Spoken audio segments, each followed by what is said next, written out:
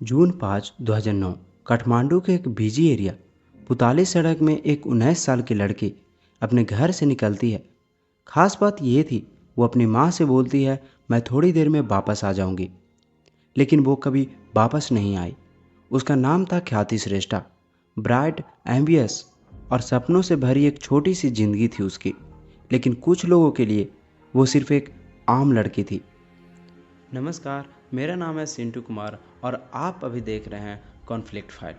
यह कोई आम किडनैपिंग नहीं थी। यह था नेपाल के इतिहास का एक सबसे ज़्यादा डरावना और हार्ट ब्रेकिंग केस। ख्याति बिरतनगर से थी और उसके पिता एक रिस्पेक्टेड टीचर और माँ एक होम मेकर थी। जब उसने एसएलसी एग्ज़ाम में हाई स्कोर किया तो उसके पूरे परिवार उसके सपनों के पीछे काठमांडू शिफ्ट हो गया। ख्याति का सपना था कि वो अब्रोड जाकर पढ़ाई करे, लेकिन एक सपना बन गई एक डरावनी कहानी, एक ऐसे इंसान की वजह से जिसके ऊपर उसका पूरा परिवार भरोसा करता था। सुबह के लगभग 10 बजे ख्याति के फ़ोन पे एक कॉल आता है। दूसरी तरफ एक लड़की थी। उसने कहा, मुबारक हो, आपने एक लक्की ड्रॉ जीता है, कैश प्राइज और एक पोखरा ट्रिप। ख्याति सरप्राइज हो जाती है, थोड़ा हेजिटेट, लेकिन उस लड़की की बात में एक अजीब सा भरोसा महसूस होता है। उस लड़की का नाम था मरीना साक्या, जो आज 16 साल की थी। ख्याति पुताली सड़क पहुंचती है और मरीना भी उसे वहीं मिलती है। मरीना कहती है उसे प्राइज कलेक्ट करने के लिए एक अपार्टमेंट जाना होगा। ख्याति, जो नॉर्मली कॉशियस थी, किसी वजह से उस दिन ट्रस्ट कर लेती है। शायद वो एक्साइटेड थी या फिर वो प्लानिंग इतनी स्मूथ थी कि सब कुछ जेन्युइन लग रहा था।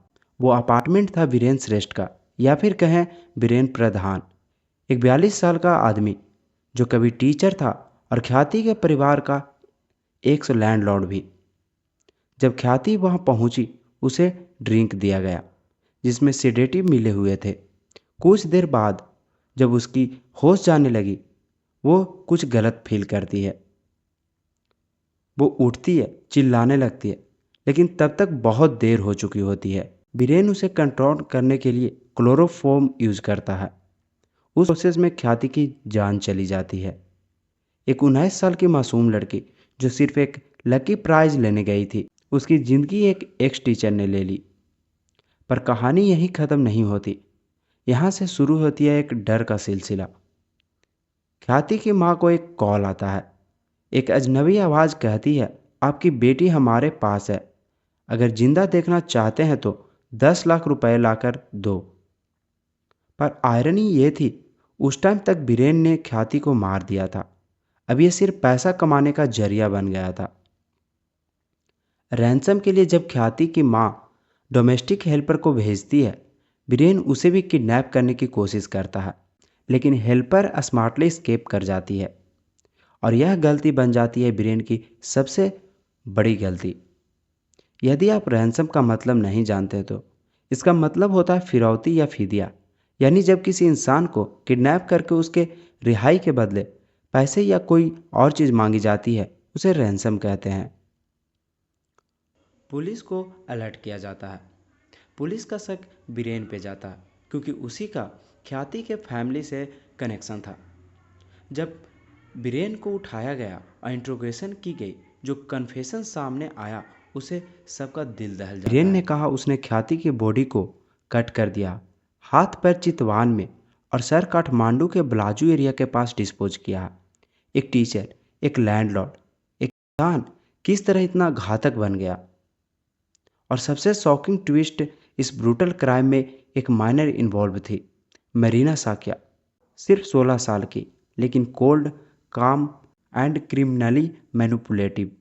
उसने ख्याति को कॉल किया, उसे ट्रस्ट दिलाया और फिर उसे मौत के मुंह में ढकेल दिया।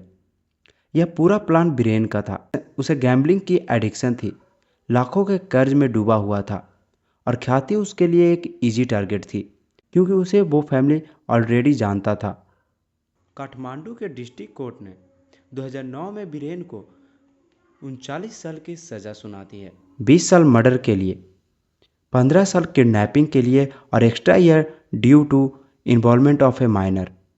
मरीना साक्या को भी 29 साल की सज़ा मिली, 15 साल मर्डर, 10 साल किडनैपिंग और charges are under juvenile crime. इस केस ने नेपाल में एक आंधी चली, youth protest, candle marches, media coverage, सब कुछ इतना इंटेंस था कि देश भर का यूथ एक आवाज़ में चिल्लाया, जस्टिस फॉर ख्याति।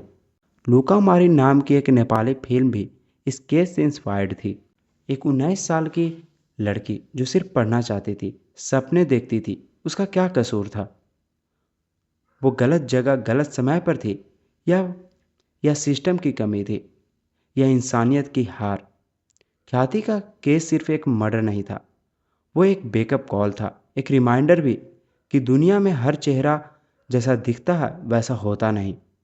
और कभी कभी वो लोग जो सबसे ज़्यादा क्लोज होते हैं वही सबसे ज़्यादा खतरनाक निकलते हैं। अगर आपको यह कहानी ज़रा सा भी इन्फॉर्मेटिव लगी तो लाइक करें, शेयर करें और चैनल को ज़रूर से सब्सक्राइब करें।